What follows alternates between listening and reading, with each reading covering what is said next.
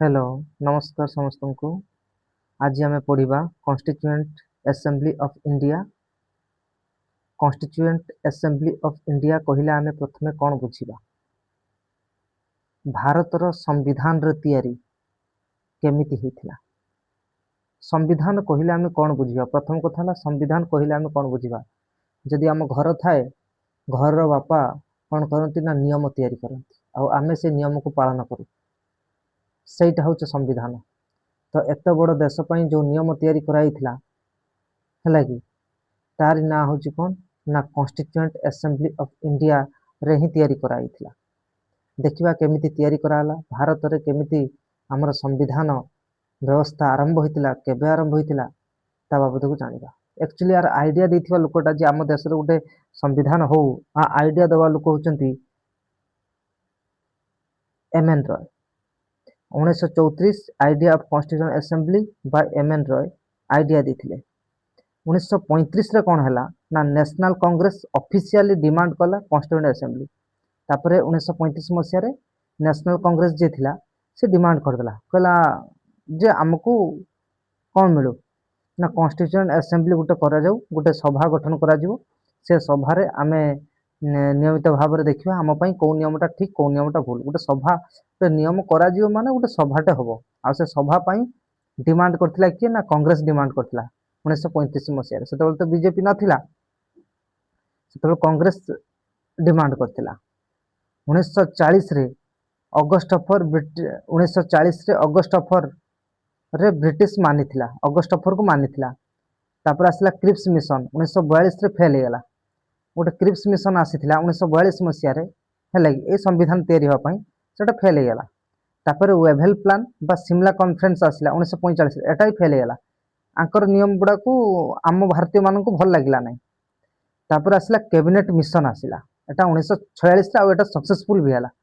एथरे member की थिले ना एथरे मेंबर कैबिनेट ईयर मेंबर की थे ना लॉर्ड पैथिक लॉरेंस थिले लॉर्ड पैथिक लॉरेंस थिले ता सार स्टाफोर्ड क्रिप्स थिले एवी अलेक्जेंडर थिले एमन तीनटा मेंबर थिले कैबिनेट मिशन रो जो मेंबर थिले केते जण थिले प्रथम कथा 3 जण थिले ताको ना कौन कौन थिना ना लॉर्ड पैथिक लॉरेंस सार स्टाफोर्ड क्रिप्स आ एवी अलेक्जेंडर केबे हितिला ना 1946 रे हितिला। इलेक्शन मेथड इनडायरेक्टली थिला। अच्छा ए जे इलेक्शन ता होतिला जो गोटे होचु जोडे आम देशर जो गोटे हम कौन संविधान तैयारी करा जिवो ता पई नियम तैयारी करा जिवो सेति पई संविधान सभार निहाती एमपी मानकर आवश्यकता पड़िबो।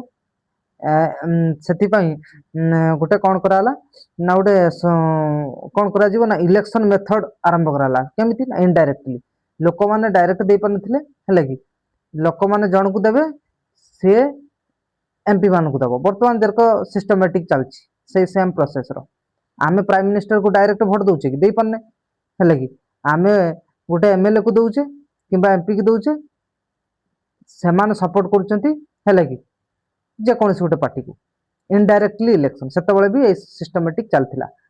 तापर आसिला प्रिंसली स्टेट कहले जो राज्य गुड़ाक थिला ब्रिटिश अंडर रे थिला किंतु सेंत्री राजा शासन करुथिले किंतु ब्रिटिश अंडर थिले तो सेटू भी किसी राजा माने आसुथिले एई असेंबली को आसुथिले प्रथम तो आसु नथिले से कहउथिले जे आमे काहे कि जिबा हमर तो निज राज्य अछि केही काहरी राज्य छाड़िया पई राजी नथिले हेला सेति पई तांकू तथापि समानंकु नॉमिनेट कराला सेमाने निजको माने तांको बाछि कि अणाला तांको पई कोनसी इलेक्शन हैला नै काने से माने राजा लोक ना तो सेमाने मानिबेनी सेति पई तांको नॉमिनेट कर दियाला से आस्तिला आ टोटल स्ट्रेंथ। अच्छा तान से जे असेंबली हेतिला टोटल केते जण ना 389 जण थिले 389 ब्रिटिश इंडिया रो केते जण थिले ना जेटा ब्रिटिश इंडिया जेटा पूरा पूरी ब्रिटिश अंडर रे थिला जो जो राज्य गुड़ाक 296 थिले हेले कि ता भितरु प्रोविडेंशियल लेजिस्लेचर माने प्रोविडेंस केते गुडा राज्य जो राज्य गुड़ाक ब्रिटिश अंडर रे थिला 292 आ डायरेक्ट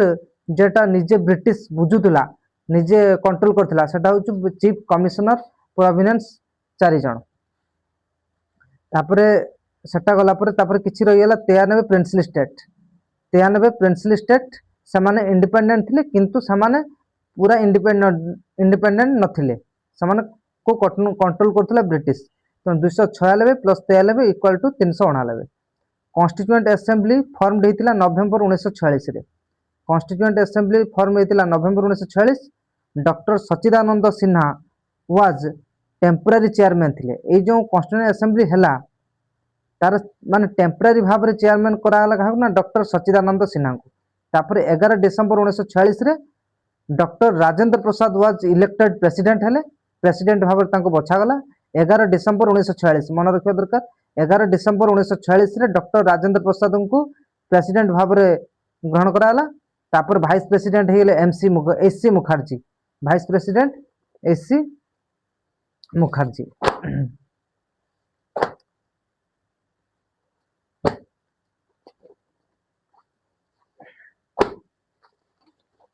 तापर आसला Jawaharlal Nehru objective resolution pass कले। संविधान लेखिबार मान संविधान जे लेखा जीवो तार गोटे सूचीपत्र है। आ से सूचीपत्रटा को किए तैयारी करथिला ना जवाहरलाल नेहरू, जेटा को आमे कहूचे ऑब्जेक्टिव रेजोल्यूशन पास कराइथिला। तापर आसला 22 जनवरी 1947 रे ऑब्जेक्टिव रेजोल्यूशन को ग्रहण कराला। तो कॉन्स्टिट्यूएंट असेंबली रे ए जे ऑब्जेक्टिव रेजोल्यूशन कहले आमे गोटे जो कहू बहिर प्रथम पृष्ठारे जहाँ सब लिखाई थाए है कि कंटेंट से ऑब्जेक्टिव रेजोल्यूशन हो सेम से जिनस कंटेंट है कि एटा केबे आमर कॉन्स्टिट्यूएंट असेंबली से सभा जो सभाटा तैयारी कराइतला से सभा केबे आको ग्रहण कला ना 22 जनवरी 1947 रे। तापर 15 अगस्त 1947 रे इंडिया गोटे सवरन बॉडी होगला। नवेम्बर 17 1947 रे G V. Mavalankar was elected as the first speaker. केते मसिया रे आमु किए फास्ट स्पीकर होते आम पार्लियामेंट ना था जी.भी. मावलांकर। नवेम्बर 17 1947 नवेम्बर 17 1947 जी.भी. मावलांकर। एटा एग्जाम क्वेश्चन आसीबो जे फास्ट स्पीकर आमर किए थे ना हूँ जी.भी. मावलांकर। आफ्टर इंडिपेंडेंस मुस्लिम लीग कॉन्स्टिट्यूएंट असेंबली बाहरी गला। देश स्वाधीन है मुस्लिम लीग जी थी सी बाहर की पड़ेगा। जितेबाला आमर टोटाल बॉडी थी 389 एवं संख्या कमिज। कॉन्स्टिट्यूएंट असेंबली आफ्टर इंडिपेंडेंट है संख्या 389 रु कमिकी 299 होगा है कि 200 ता भर 229 जन ब्रिटिश इंडिया रहीगले। 70 जन आ प्रिंसली स्टेट रही से के रोते 93 रोते एवं कमिकी 70 रे पहुंचीगला। मुस्लिम लीग अलग है कमिगला सीट संख्या कमिगला। मोहम्मद अली जिन्ना तारिपाई। तापर आसले ना drafting committee chairman doctor B R. Ambedkar. माने एठी कहवा कथा अनुसार मुस्लिम लीग रे जे मोहम्मद अली जिन्ना सी कहला मो भी प्राइम मिनिस्टर हेमी। तो सी जहाँ भी हो सी तार निशा थिला प्राइम मिनिस्टर हम। तेणुक सी भारत को दुई भाग करदेला गोटे इंडिया और पाकिस्तान। से संख्या 389 रु कमिकी आमर 299 होगा। Drafting committee chair drafting committee गोटे बसला drafting committee. Drafting committee head किए रही ना चेयर डॉक्टर मान दायित्व दिगला ये जो आमर संविधान तैयारी करा जीवो से दायित्वटा बी.आर. अम्बेडकर को दिगला। सी बसिकिले तार व्यवस्था सब करेंगे। आ सी कहते आम 7 जन मेंबर दरकार से मेंबर थे ड्राफ्टिंग कमिटी मेंबर संख्या 7 जन थे। हेड थे चेयरमैन थे डॉक्टर बी.आर. अम्बेडकर। आ से कहुए father of the constitution constitution बापा होती किए बी.आर. अम्बेडकर। 21 फेब्रुआरी 1948 draft constitution submit in constituent assembly. 21 फेब्रुआरी 1948 बेलू सबमिट होगा कि ना कॉन्स्टिट्यूएंट असेंबली ड्राफ्ट कॉन्स्टिट्यूशन था। 26 नवेम्बर 1949 कॉन्स्टिट्यूशन पास कराला। मेंबर माने साइन कले माने कहवा गले 26 नवेम्बर 1949 बेलू ऑलरेडी काम शेष है। संविधान तैयारी होगी रेडी साइन फाइन सब मराई किंतु अपेक्षा करते ना 26 जान 1950 पर्यंत फोर्स माने जदि एग्जाम आसवे फोर्स को केबे आसला ना 26 जान 1950 जनवरी 1950 रे। आ केबे कॉन्स्टिट्यूशन टा ड्राफ्ट कराइथिला ना 21 फेब्रुआरी 1948 रे लगी ए कथाटा आ हो 26 नवेम्बर 1949 रे कोन हला ना पास हेतिला।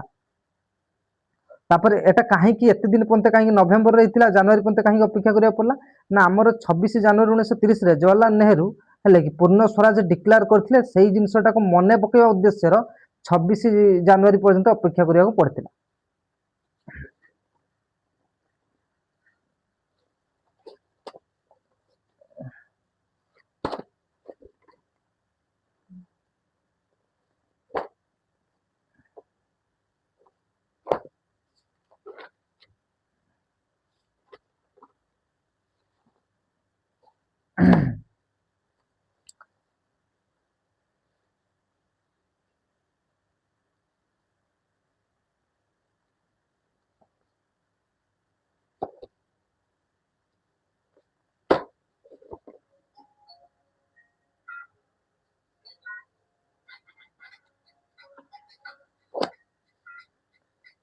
ବୁଝିପାରିଲେ?